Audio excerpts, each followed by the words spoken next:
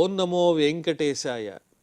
ఏడుకొండలవాడ వెంకటరమణ గోవింద గోవింద. శ్రీ శ్రీనివాస శ్రీ వెంకటేశ గోవింద గోవింద. కలియుగ ప్రత్యక్ష దైవం శ్రీనివాస పరబ్రహ్మ అనుగ్రహ విశేషంతో శ్రీమద్భాగవతంలో దశమస్కంధంలోని విశేషాలు యథాశక్తి తెలుసుకుంటూ ఉన్నాం. నారాయణం నమస్కృత్య నరం చైవ నరోత్తమం దేవీం సరస్వతీం వ్యాసం తతో జయముదీరయేత్. సుఖయోగీంద్రుల వారు పరీక్షిన్ మహారాజునకు శ్రీకృష్ణస్వామి దివ్యలీలా విశేషాలను వర్ణించి చెబుతూ ఉన్నారు. అందులో భాగంగానే వృకాసురుడనేటువంటి రాక్షసుడు పరమేశ్వరుణ్ణి వరాన్ని కోరాడు. ఏమని కోరాడు? నేను ఎవరి శిరస్సునైతే చేయి ఉంచుతానో వాళ్ళు మరణించాలని కోరుతున్నాడు. దేవం సవవ్రే పాపీయాన్ వరం భూత భయావహం యస్య యస్య కరం శీర్ష్ణి దాస్యే సంమ్రియతామితి. పరమేశ్వరుడేమో భక్త పరవశుడై, నాయన ఎవరైనా నా శిరస్సున నీళ్లు పోస్తేనే నేను తృప్తి పడతాను, ఎందుకయ్యా నీ దేహాన్ని ఇలా కృషింపజేసి హోమం చేస్తున్నావు, నీ శిరస్సును కూడా ఖండించుకోవడానికి ప్రయత్నిస్తున్నావని ఆయన వచ్చి ప్రశ్నించాడు భక్తుణ్ణి. భక్తుడేమో ఏం కోరుతున్నాడు? నీ అనుగ్రహం నాకు కావాలి, నేను ఎవరి శిరస్సున చేయి పెడితే వాళ్ళు వెంటనే మరణించాలని కోరాడు ఈ వృకాసురుడు. తచ్ఛ్రుత్వా భగవాన్ రుద్రో దుర్మన ఇవ భారత ఓమితి ప్రహసన్ తస్మై దదేహే అమృతం యథ. ఆ వృకాసురుని కోరిక వినంగానే కాసేపు పరమేశ్వరుడు తర్జన భర్జనపడి చిట్ట చివరికి సారాంశాన్ని అర్థం చేసుకుని ప్రహసన్ నవ్వుతూ, అలాగే నాయన నీ కోరిక తప్పకుండా నెరవేరుతుందని వరం ఇచ్చాడు. పాముకి అమృతాన్ని ఇచ్చినట్లుగా వరమిచ్చాడు పరమేశ్వరుడు. ఇత్యుక్త సోసురో నూనం గౌరీహరణలాలసః సతద్వర పరీక్షార్థం శంభోర్మూర్ధ్ని కిలాసురః స్వహస్తం ధాతుమారేభే సోబిభ్యత్ స్వకృతాచ్చివః. వెంటనే వరం పొందిన తర్వాత ఆ వృకాసురుని మనస్సులో ఒక దుర్మార్గమైన ఆలోచన కలిగింది. ఏమిటది అంటే, పార్వతీదేవిని హరించాలి అనుకున్నాడు. అనుకుని తనకు పరమేశ్వరుడు ఇచ్చినటువంటి వరాన్ని పరమేశ్వరుడి మీదే పరీక్షించాలి అని నిశ్చయించుకున్నటువంటి వాడై శివుని యొక్క శిరస్సునే చేయి పెట్టడానికి ప్రయత్నిస్తున్నాడు. స్వహస్తం ధాతుమారేభే, తన చేతిని తీసుకువెళ్ళి శివుని శిరస్సును పెట్టపోతే అక్కడి నుంచి పరమేశ్వరుడు తడబాటు పడి, అయ్యో ఇలాంటి దుర్మార్గుడికి ఇలాంటి వరం ఇచ్చానని అక్కడి నుంచి వెళ్ళిపోవటం ప్రారంభించాడు. తేనోపసృష్టః సంత్రస్తః పరాధావన్ సవేపథుః యావదంతం దివో భూమేః కాష్ఠానాం ఉదగాదుదక్. ఈ విధంగా రాక్షసుని చేత తరమబడినటువంటి పరమేశ్వరుడు వణుకుతున్నటువంటి వాడై అక్కడి నుంచి పరిగెడుతూ ఆకాశము భూమి కలిసినట్లుగా ఉన్నటువంటి దూరం దాకా వెళ్ళినంత వేగంగా పరిగెడుతూ ఉన్నాడు. ఉత్తర దిక్కుగా, దిక్కులన్నీ పరిగెడుతూ ఉత్తర దిక్కు వైపు వెళుతున్నాడు. అజానంతః ప్రతివిధిం తూష్ణీమాసన్ సురేశ్వరాః తతో వైకుంఠమగమత్ భాస్వరం తమసః పరం. దేవతలందరూ పరమేశ్వరుణ్ణి చూచి ఏ విధంగా ఈ పరమేశ్వరుణ్ణి మనం ఆ రాక్షసుణ్ణి తప్పించాలి అని ఆలోచిస్తూ ఏం చేయాలో ప్రతిక్రియ తెలియక ఇంద్రాది దేవతలందరూ ఊరికినే ఉండిపోయారు. అక్కడి నుంచి పరమేశ్వరుడు తతో వైకుంఠమగమత్ భాస్వరం తమసః పరం, అక్కడి నుంచి వైకుంఠానికి చేరుకున్నాడు పరమేశ్వరుడు. వైకుంఠం ఎటువంటిది అంటే అజ్ఞానం కంటే అతీతమైనటువంటిది. తమసః పరం, అంధకారాన్నంతా పోగొట్టేటువంటి ఆ శ్రీ మహావిష్ణువు నిత్య నివాసమైన వైకుంఠానికి చేరుకున్నాడు. యత్ర నారాయణ సాక్షాత్ న్యాసినాం పరమాగతి శాంతానాం న్యస్తదండానాం యతో నావర్తతే గతః. అక్కడ శ్రీమన్నారాయణమూర్తి ఉంటాడు. ఆయన ఎటువంటి వాడు? సర్వసంగ పరిత్యాగులైనటువంటి వారు ఎవరైతే ఉంటారో వాళ్ళందరికీ ఉత్కృష్టమైనటువంటి దిక్కెవరంటే ఆ వైకుంఠవాసి శ్రీమన్నారాయణమూర్తి. శాంత స్వభావం కలిగిన వారు, ప్రాణులను హింసించేటువంటి స్వభావము లేనటువంటి వారు ఎవరైతే ఉంటారో వాళ్ళు పరమాత్మ శ్రీ మహావిష్ణువు అనుగ్రహం చేత వైకుంఠాన్ని చేరుకుని అక్కడి నుంచి తిరిగి మళ్ళీ రారు. అటువంటి చోటికి శ్రీ పరమేశ్వరుడు చేరుకున్నాడు. తం తథా వ్యసనం దృష్ట్వా భగవాన్ వృజినార్దనః దూరాత్ ప్రత్యుదియాత్ భూత్వా వటుకో యోగమాయయా. ఈ విధంగా పరమేశ్వరుడు వృకాసురుని వల్ల ఇబ్బంది పడుతూ పరిగెత్తుకుంటూ రావటం గమనించినటువంటి శ్రీ మహావిష్ణువు వెంటనే దుష్టులను సంహరించే లక్షణం కలిగిన ఆ శ్రీ మహావిష్ణువు దూరం నుంచే గమనించి వెంటనే తాను ఒక మాయా వటువు బ్రహ్మచారి రూపాన్ని ధరించి ఆ వృకాసురునికి ఎదురుకుండా వెళ్ళాడు. వటుకో యోగమాయయ, యోగమాయతో కూడినటువంటి వాడై వృకాసురునికి ఎదురుకుండా వెళ్ళాడు అతని లక్ష్యాన్ని మరిపించటానికి. మేఖలాజిన దండాక్షై తేజసాగ్నిరివజ్వలన్ అభివాదయామాస చతంకుశపాణి వినీతవత్. నడుముకేమో ముంజగడ్డితో ఉన్నటువంటి చక్కని మొలనూలు ఉన్నది, కటిసూత్రం, అలాగే జింక చర్మము, నల్లని జింక చర్మాన్ని ధరించి ఉన్నాడు, చేతిలో దండం ఉన్నది, ఒక అక్షమాల జపమాల ఉన్నది. ఇవన్నీ ధరించినటువంటి వాడై ఒక వటువు రూపంలో వెళ్ళాడు. వెళ్ళి ఆ రాక్షసుడికి స్వయంగా నమస్కారం చేశాడు శ్రీ మహావిష్ణువు. అభివాదయామాసచం కుశపాణి, చేతిలో దర్భలున్నాయి, వినయపూర్వకంగా నమస్కారం చేశాడు ఆ రాక్షసునకు. శ్రీ భగవానువాచ శాకునేయ భవాన్ వ్యక్తం శ్రాంతః కిం దూరమాగతః క్షణం విశ్రమ్యతాం పుంసః ఆత్మాయం సర్వకామధుక్. పరమాత్ముడైన శ్రీ మహావిష్ణువు ఆ వృకాసురుణ్ణి మాయ చేస్తూ అతనితో ఇలా అంటున్నాడు. ఓ శకుని అనే రాక్షసుని కుమారుడవైన ఓ వృకాసురా, ఎందుకయ్యా ఇలా ఆయాసపడుతూ పరిగెడుతూ ఇంత దూరం వచ్చావు? ఒక క్షణం విశ్రాంతి తీసుకో. ఈ దేహం అనేది సమస్తమైన కోర్కెల్ని తీర్చుకోవటానికే కదా. అలాంటి దేహాన్ని సంరక్షించుకోవాలంటే అదే పనిగా శ్రమ ఇస్తే ఎలా దేహానికి? కాసేపు విశ్రాంతి తీసుకో అన్నాడు. యదిన శ్రవణాయాలం యుష్మద్వ్యవసితం విభో భణ్యతాం ప్రాయశః పుంభిః ధృతైః స్వార్థాన్ సమీహతే. ఒకవేళ ఓ వృకాసుర, నీ మనస్సులో ఏ సంకల్పంతో ఇలా పరిగెత్తి వస్తున్నావో నాకు చెప్పు. చెప్పాలంటేనే చెప్పు, నీకు చెప్పాలనిపిస్తేనే చెప్పు, లేకపోతే బలవంతం లేదు, ఏమీ లేదు. ఇతరుల యొక్క సహాయం తీసుకుంటే, ఆత్మీయులు సహకరిస్తే ప్రయోజనాన్ని బాగా సిద్ధించుకోవచ్చు. పనులను పూర్తి చేయాలంటే ఆత్మీయుల సహాయం కావాలి. నన్ను నీ ఆత్మీయునిగా భావించి ఎందుకు ఏ సంకల్పంతో ఇలా పరిగెడుతున్నావో చెప్పు, నాకు చేతనైన సాయం నేను చేస్తానన్నాడు శ్రీ మహావిష్ణువు. శ్రీ శుక ఉవాచ ఏవం భగవతా పృష్టో వచసా అమృతవర్షిణ గతక్లమో అబ్రవీత్ తస్మై యథా పూర్వమనుష్ఠితం. ఈ విధంగా పరమాత్ముడైన శ్రీ మహావిష్ణువు చేత ప్రశ్నింపబడినటువంటి ఆ వృకాసురుడు అమృతమయమైనటువంటి శ్రీ మహావిష్ణువు మాటలిని విని తన యొక్క శ్రమనంతా పోగొట్టుకున్నటువంటి వాడై విష్ణువుని నమ్మి, వటువు రూపంలో విష్ణువుని నమ్మి, ఉన్నటువంటి విష్ణువుని నమ్మి తన మనసులో ఉన్న మాటలన్నీ చెప్పాడు. తాను తపస్సు చేయటం, పరమేశ్వరుడు వరం ఇవ్వటం, ఆ వరాన్ని పరమేశ్వరుని మీదే పరీక్షించాలనుకోవటం, ఇదంతా పూసగుచ్చినట్టు చెప్పాడు. శ్రీ భగవానువాచ, వెంటనే విష్ణువిలా అంటున్నాడు.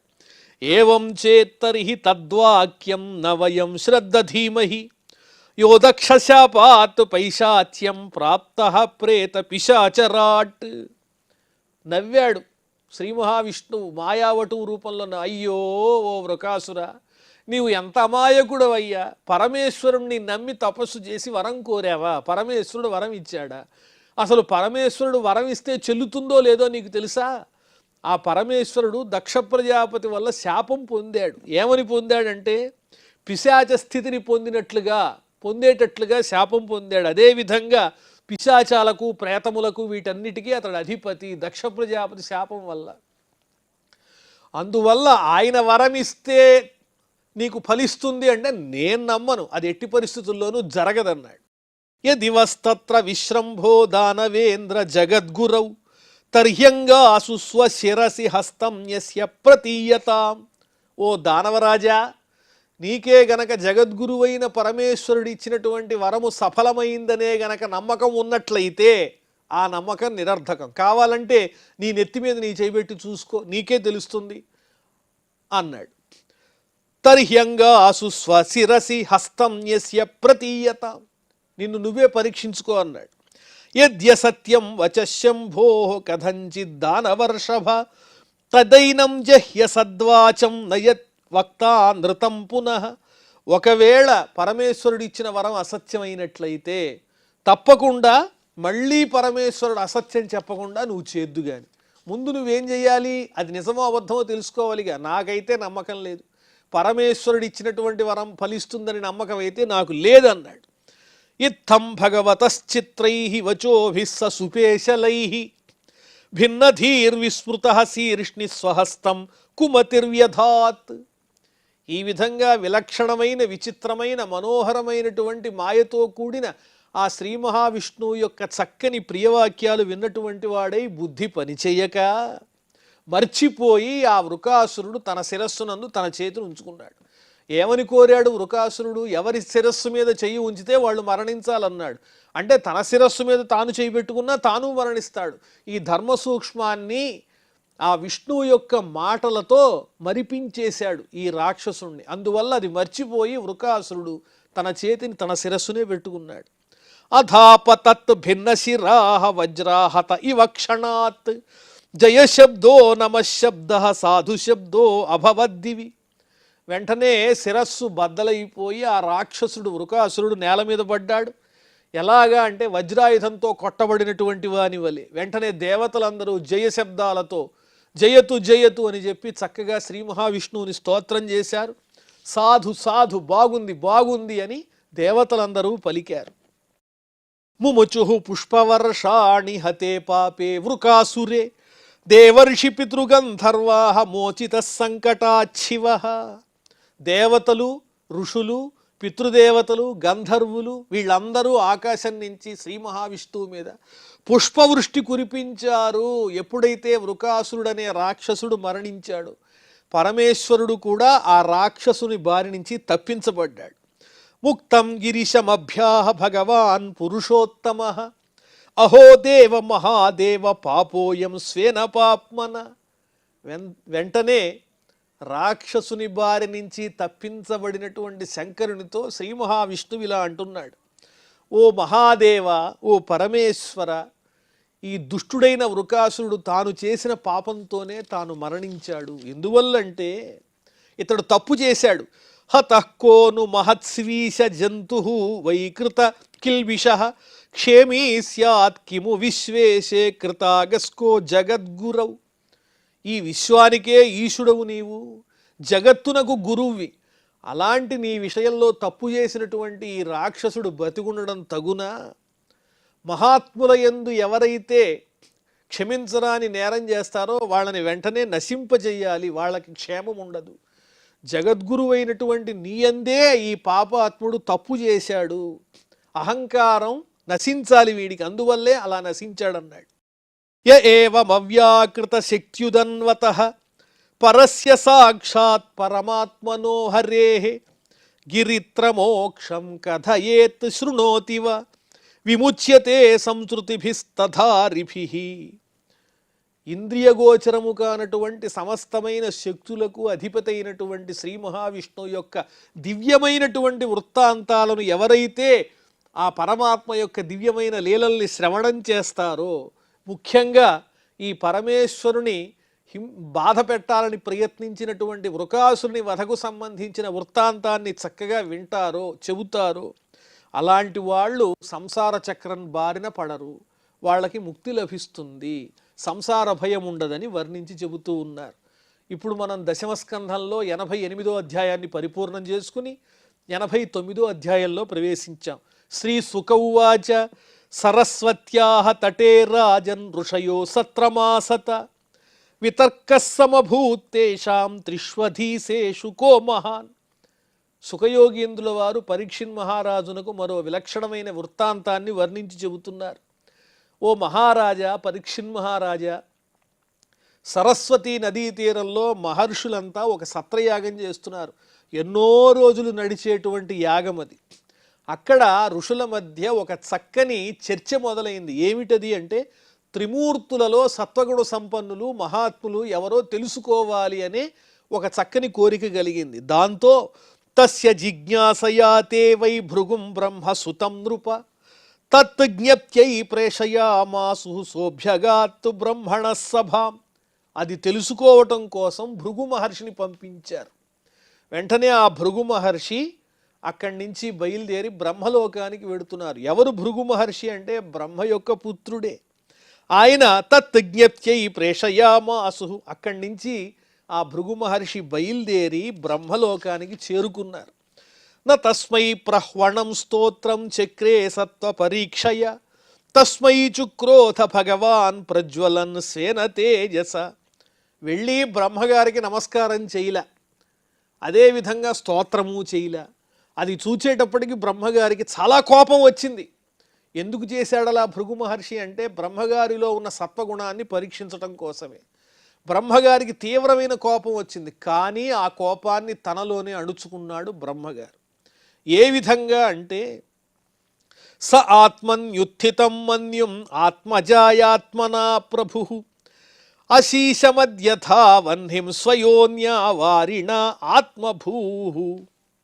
అగ్ని నుండి పుట్టినటువంటి నీరు అగ్నిని ఉపశమింపజేసినట్లుగా తన వివేకం అనేటువంటి బుద్ధితో తనలో ఉన్నటువంటి కోపాన్ని తానే అణుచుకున్నాడు బ్రహ్మగారు. తతః కైలాసమగమత్ సతం దేవో మహేశ్వరః పరిరబ్ధం సమారేభే ఉత్థాయ భ్రాతరం ముద. అక్కడి నుంచి భృగు మహర్షి కైలాసానికి వెళ్ళారు. వెళ్తే అక్కడ పరమేశ్వరుడు ఉన్నాడు. పరమేశ్వరుడు భృగు మహర్షిని చూడంగానే గబగబా వచ్చి కౌగిలించుకున్నాడు. సోదర సమానుడైన భృగు మహర్షిని ఆలింగనం చేసుకుంటున్నాడు పరమేశ్వరుడు. నైచ్ఛత్వమసి ఉత్పథగః ఇతి దేవః చుకోపః శూలముద్యమ్యతం హంతుం ఆరేభే తిగ్మలోచనః. వెంటనే భృగు మహర్షి పరమేశ్వరుని పరీక్షించాలని, పరమేశ్వర, నేను నీ దగ్గరికి వస్తే నీవు ఈ రకంగా ప్రవర్తిస్తున్నావు, నన్ను ఆలింగనం చేసుకోవాలనుకుంటున్నావు, నాకు తగినటువంటి మర్యాద చెయ్యలేదన్నట్లుగా పరమేశ్వరునితో మాట్లాడేటప్పటికీ వెంటనే పరమేశ్వరునికి ఆగ్రహం వచ్చేసింది. తన సోదరుడు కదా అని ఆలింగనం చేసుకుందామని వస్తూ ఉంటే ఇలా మాట్లాడతాడా అని వెంటనే ఆ భృగు మహర్షిని సంహరించటం కోసం ఎర్రని కన్నులు కలిగిన పరమేశ్వరుడు తన శూలాన్ని పైకెత్తాడు. పతిత్వా పాదయోర్దేవి సాంత్వయామాస తం గిర అధో జగామ వైకుంఠం యత్ర దేవో జనార్దన. వెంటనే పార్వతీదేవి అక్కడే ఉంది. పరమేశ్వరుని పాదాల మీద పడి ఆవిడ కోరింది, ఆ భృగు మహర్షిని విడిచిపెట్టండి అని. అలా పార్వతీదేవి చేత ప్రార్థింపబడినటువంటి పరమేశ్వరుడు భృగు మహర్షిని శిక్షించకుండా విడిచిపెట్టాడు. ఆ తరువాత భృగు మహర్షి అక్కడి నుంచి బయలుదేరి వైకుంఠానికి వెళ్ళాడు. అక్కడ జనార్దనుడున్నాడు, శ్రీ మహావిష్ణువు. శయానం శ్రియ ఉత్సంగే పదావక్షస్య తాడయత్ తత ఉత్థాయ భగవాన్ సహ లక్ష్మ్యా సతాంగతి.